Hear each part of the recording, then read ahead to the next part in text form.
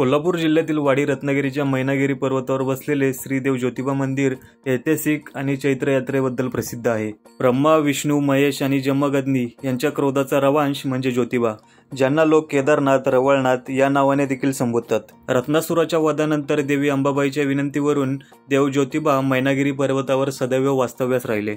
एका आख्यायिकेनुसार राज्याभिषेकात आमंत्रित न केल्याने रुसलेले यमाई देवीच्या भेटीस अंशक्षेत्री जाणाऱ्या ज्योतिबा देवास यमाई देवी मी स्वतः चापेवनात प्रकट होईन असे सांगते.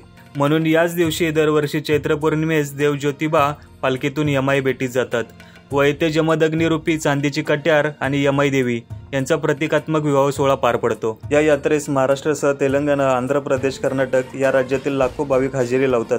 चैत्र पौर्णिमेला विधिवत अभिषेक करून श्रींची विशेष पूजा बांधली जाते.